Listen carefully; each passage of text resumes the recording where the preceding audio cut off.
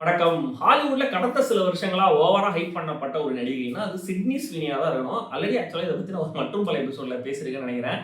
இவங்களுடைய பிஆர் மட்டும் ஒரு ஓவர் டைம்ல ஒர்க் பண்ற மாரி தெரியும். அந்த மாசத்துக்கு கண்டிப்பா ஒரு 2, 3 நியூஸ் இவங்கள பத்தி வந்துரும். அதுக்கேத்த மாரி ஸ்வீனியும் லைட்டா அப்படியே கன்டென்ட் குடுத்துக்கிட்டே இருப்பாங்க. கான்ட்ரோவர்சி ஏதாவது செஞ்சுட்டே இருப்பாங்க. இந்த விளம்பரத்துல அவங்க நடிச்சுட்டாங்களாம். அவங்க என்ன சொன்னாங்க தெரியுமா அத பத்தி? இந்த ரெட் கார்பெட்ல அவங்க எந்த ட்ரெஸ் போட்டிருந்தாங்க பார்த்தீங்களா?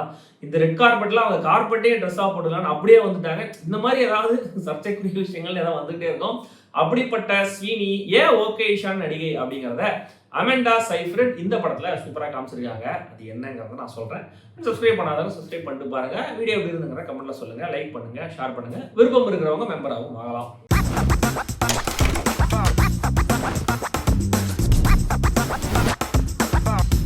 த ஹவுஸ்மெய்ட் சிட்னி ஸ்வீனியுடைய கேரக்டர் மில்லி ஒரு மிகப்பெரிய மாடர்ன் மாளிகையில ஹவுஸ்மெய்ட் வேலைக்கு இன்டர்வியூக்கு போறாங்க. அந்த வீடு நீனா ஆண்ட்ரூங்கிற ஒரு கப்பலோடது. நீனா தான் அமெண்டா. மில்லி ஆக்சுவலா பொய் சொல்லி தான் இன்டர்வியூ அட்டன் பண்றாங்க. ஏன்னா அவங்களுக்கு இந்த வேலை ரொம்ப முக்கியம். பயங்கர டெஸ்பரேட்டான ஒரு சுச்சுவேஷன்ல இருக்காங்க. ஆக்சுவலா வேலை கிடைக்காது, பேக்ரவுண்ட் செக் பண்ணா நான் மாட்டிப்பேன் அவங்களே வாய்ஸ் ஓவர்ல சொல்றாங்க. பட் எதிர்பாராத விதமா வேலை கிடைச்சிருது. சந்தோஷமா அந்த வீட்லயே தங்கி வேலை பார்க்க ஆரம்பிக்கிறாங்க. ஆனா முதல் சில நாட்கள்லயே அங்க என்னமோ தப்பா இருக்கு அப்படிங்கிற மாதிரி அவங்களுக்கு புரிய வருது. நீனா வேற பயங்கர சைக்காட்டிக்கா பிஹேவ் பண்றாங்க. இதனால ஆண்ட்ரூ மில்லியும் க்ளோஸ் ஆகிற மாதிரி ஒரு சூழல் ஒன்று உருவாகுது. இதுக்கப்புறம் என்னாச்சு, மில்லியோடைய ரகசியம் என்ன, நீனாவுடைய பிரச்சனை என்ன, அந்த வீட்டுடைய மர்மம் என்ன, இதெல்லாம் தான் இந்த ஹவுஸ்மெய்ட்.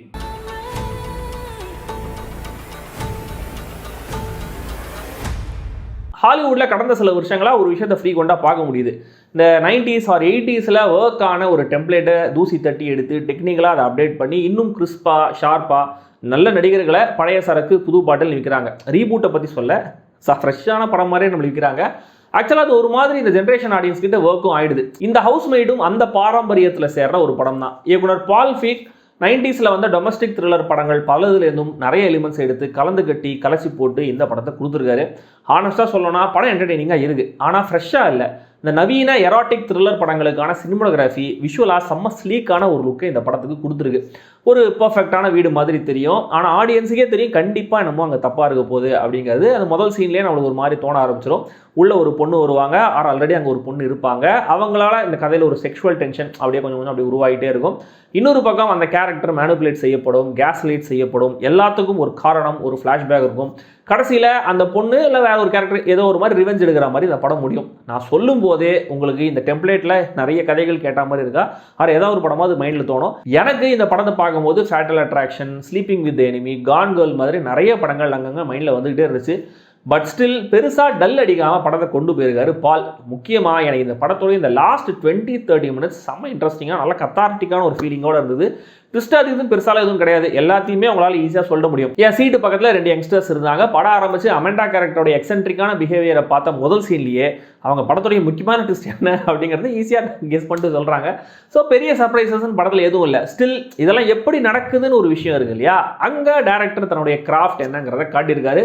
ட்விஸ்ட் ரிவீல் ஆகிற மொமெண்ட்ஸ், ஸ்மார்ட்டாக பிளேஸ் பண்ணப்பட்ட சில எலிமெண்ட்ஸ், 2 கேரக்டர்ஸோடைய அந்த வாய்ஸ் ஓவர்ஸும் யூஸ் பண்ணப்பட்ட விதம் எல்லாமே நைஸ். அதுவும் கிளைமேக்ஸுக்கு கொஞ்சம் முன்னாடி ஒரு கேரக்டர் காணாமல் போயிருப்பாங்க, திடீர்னு அவங்க ரீஎன்ட்ரி கொடுத்து லூசுத்தனமாக ஒரு விஷயத்தை பண்ண போகிறதெல்லாம் பயங்கர ஒரு டென்ஸான ஒரு மூமெண்ட்டாக இருந்துச்சு. அமெண்டா சைஃப்ரிட் நீனா கேரக்டரில் ஓவர் த டாப்பாக ஒரு போர்ட்ரேயலோட ஆரம்பிக்கிறாங்க. ஆனால் போக போக அந்த கேரக்டர் ஏன் அப்படி பிஹேவ் பண்ணுதுங்கிறதுக்கான காரணம் சொல்லப்படும் போது அவங்க பெர்ஃபார்மன்ஸோடைய காரணம், அந்த மீட்டர் ஏன் அப்படிங்கிறது நம்மளுக்கு புரியுது. அப்போ அந்த பெர்ஃபார்மன்ஸ் இன்னும் அட்டகாசமான பெர்ஃபார்மன்ஸாக எலிவேட் ஆகுது. அவங்களோட கம்பேர் பண்ணும்போது சிட்னி ஸ்வீனி ஆக்சுவலாக ஒரு ஆட்டோ பைலட் மோடில் தான் பெர்ஃபார்ம் பண்ணியிருக்காங்க.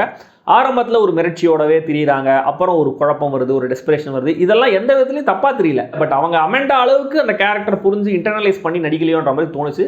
பட் ஸ்டில் கடைசி ஸ்டெப் சொன்னேன் இல்லையா, அதில் சிட்னி காட்ட டிட்டர்மினேஷன், அந்த கேரக்டருக்கான மாஸ் மூமெண்ட்ஸ் தேட்டரிகளாக செம்மையாக ஒர்க் ஆச்சு, நல்லா இருந்தது. பிராண்டன் ஸ்கெல்னார், மிக்கேலே மோரோனேன்னு 2 ஆண் நடிகர்கள் நல்லா உடம்பு ஏற்றிக்கிட்டு ஆட் மாடல்ஸ் மாதிரி சும்மா படத்தை சுற்றிட்டு இருக்காங்க. அவங்களோட நடிப்பும் கூட ஆட் மாடல்ஸ் மாதிரி ரொம்ப ரெஸ்ட்ரிக்டடாக வெறும் 4-5 எக்ஸ்பிரஷன்ஸ் சுற்றி தான் இருந்தது. ஒரு லாஜிக் பிரச்சனை எனக்கு கடைசி வரைக்கும் உறுத்திக்கிட்டே இருந்தது. ஸ்பாய்லர் இல்லாமல் எப்படி சொல்கிறதுன்னு தெரியல, ட்ரை பண்ணுறேன். என்னன்னா, முதல்ல ஒரு கேரக்டரை பற்றின ட்விஸ்ட் ஒன்று ரிவீல் ஆகும். ஆனால் அந்த ரிவீலுக்கு முன்னாடி சில விஷயங்கள் நடந்திருக்கும். ஸோ இந்த ரிவீலுக்கும் அந்த சீன்ஸுக்கும் பயங்கரமாக கான்ட்ரடிக்ட் ஆகிற மாதிரி தெரியும். அதே மாதிரி ஒரு கேரக்டருடைய பிஹேவியருக்கு உண்மையான காரணம் என்னன்றது நமக்கு சொல்லப்படும். அதுக்கு இன்னொரு கேரக்டர் ஏன் இப்படி ரியாக்ட் பண்ணோம், அந்த கேரக்டர் தான் ஆல்ரெடி உண்மை தெரியுமே அப்படிங்கிற ஒரு கேள்வியும் வருது.